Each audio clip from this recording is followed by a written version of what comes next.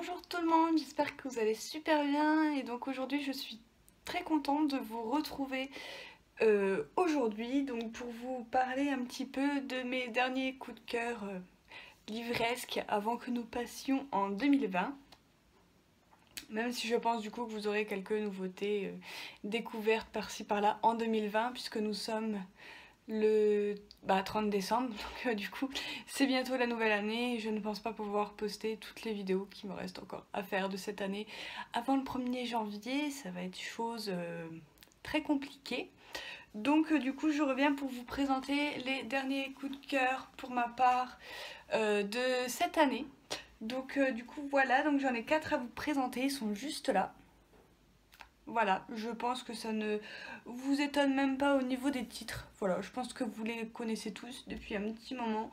Il y en a, enfin voilà, il y en a au moins 2 ou 3 d'entre eux dont on entend parler partout. Donc du coup voilà, mais je reviens quand même pour vous en parler un petit peu et puis pour vous donner mon avis, mon ressenti sur ces séries. Donc du coup c'est parti, on va commencer tout de suite. Je ne voudrais pas que la vidéo fasse 40 minutes. Alors, dans un premier temps, on va commencer par un petit tranche de vie.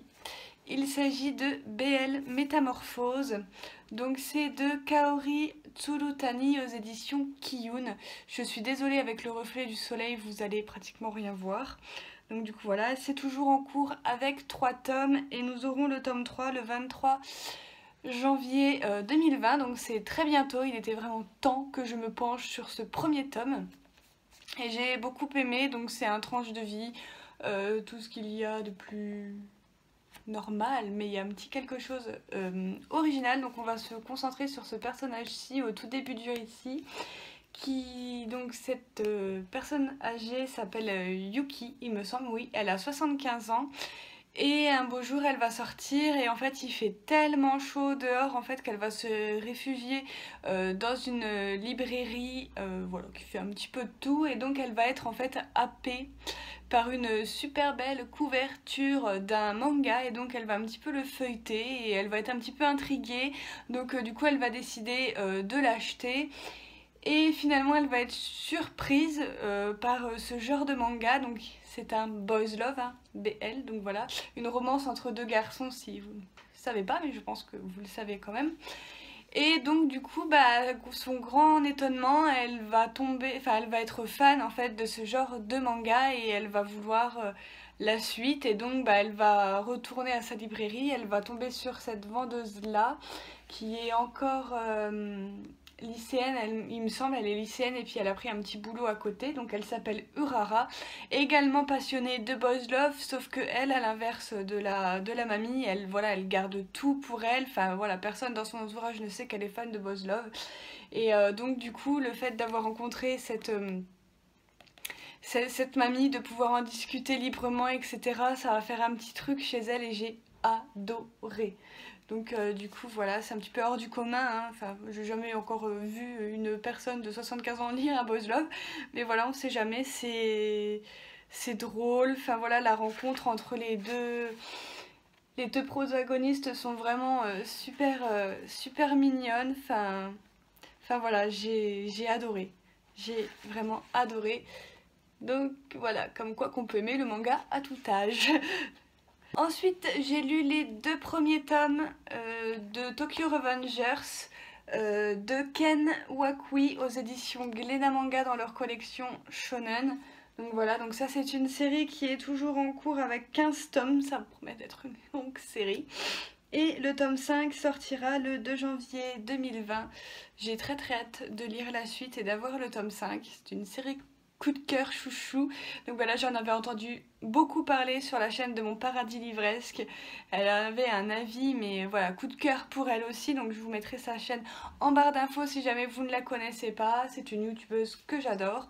Donc du coup voilà, elle m'a convaincue de lire ces 2 premiers tomes et j'ai adoré aussi, je rejoins son avis, elle avait entièrement raison puisque ça ne l'a pas loupé, c'est un coup de cœur pour moi. Dans ce shonen il y a tout ce que j'aime.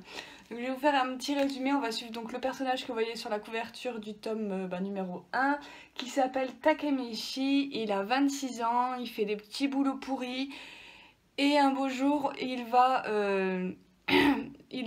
se rendre compte ou entendre ça aux informations qu'en fait sa seule amie et sa seule amoureuse entre guillemets venaient de mourir à cause d'un gang, il me semble.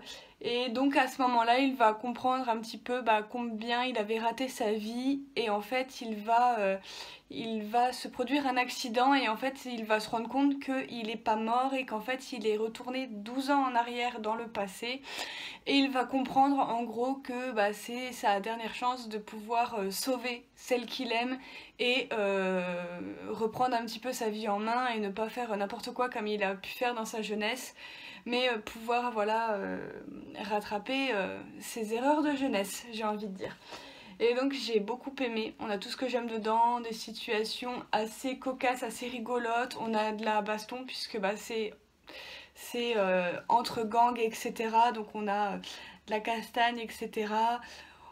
Voilà, on a un héros qui n'est pas fort du tout, enfin voilà, qui paraît super faible. D'ailleurs, il va se faire casser la gueule je sais pas combien de fois dans le tome 1. Enfin voilà, mais moi c'est sa détermination et sa force de caractère que j'admire en fait.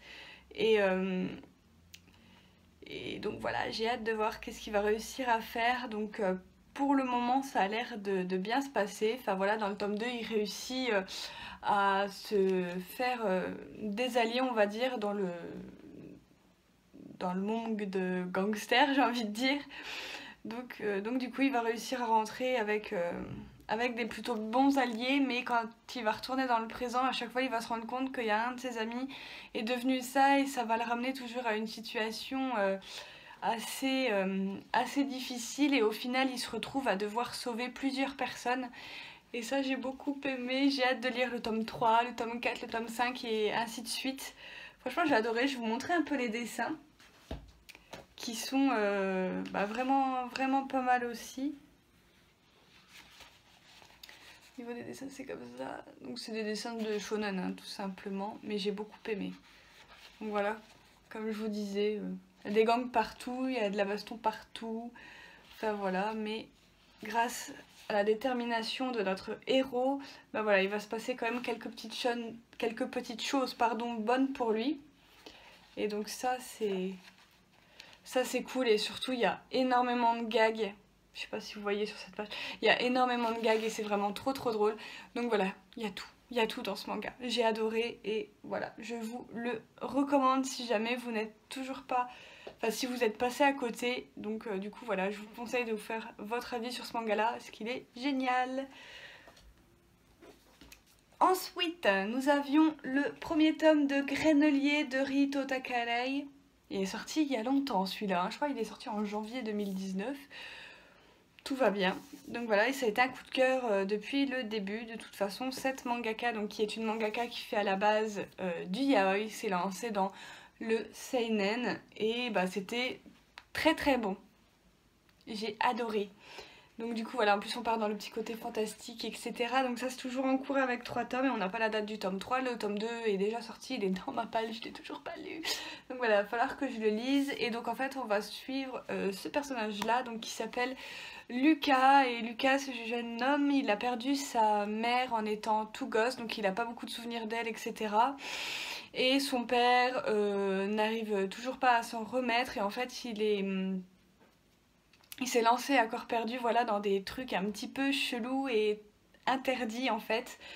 Donc du coup voilà, et des années plus tard, quand il y a les gardes qui vont venir pour venir chercher son père, en fait, son père va dire à son fils: laisse-moi te protéger au moins toi. Et il va lui donner une poignée de graines et il va lui dire en gros de s'enfuir, et donc c'est ce que Lucas va faire. Sauf que ce que je pense, c'est que son père n'avait pas prévu que Lucas prendrait la poignée de graines et l'avalerait.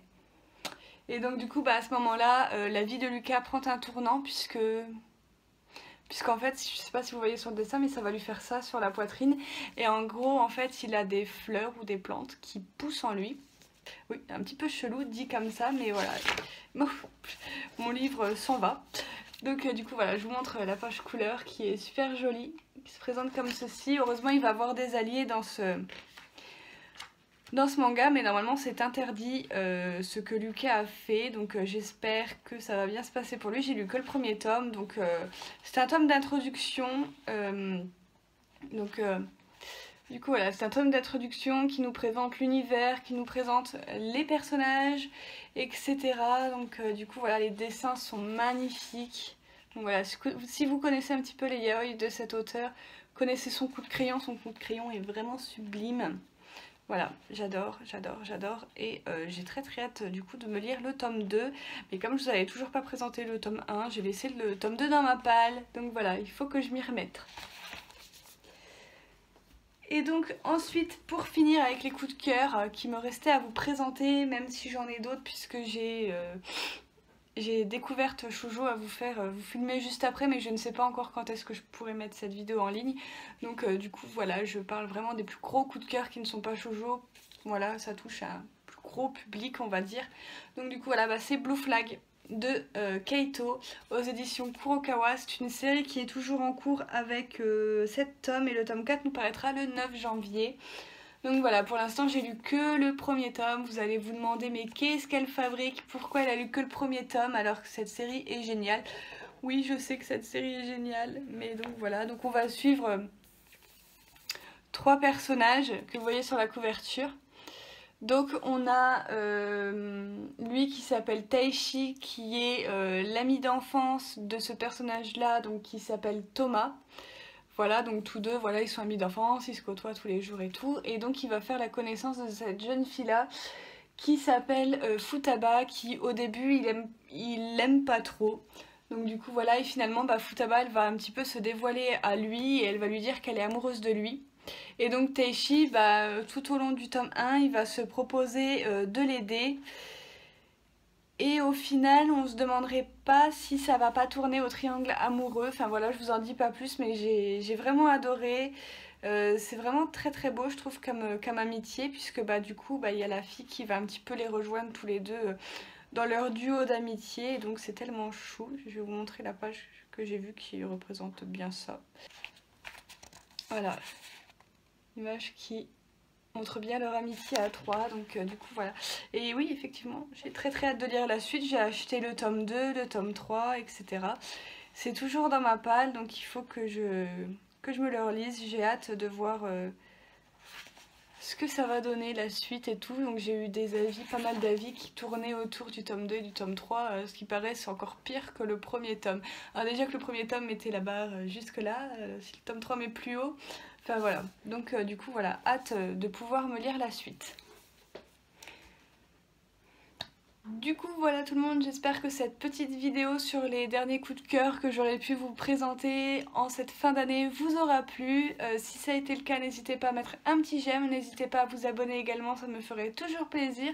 N'hésitez pas à me dire dans les commentaires si vous avez lu un de ces 4 titres ou plusieurs et votre avis à leur sujet, si vous avez hâte de les continuer, s'il y en a certaines que vous n'avez pas aimées à l'inverse de moi.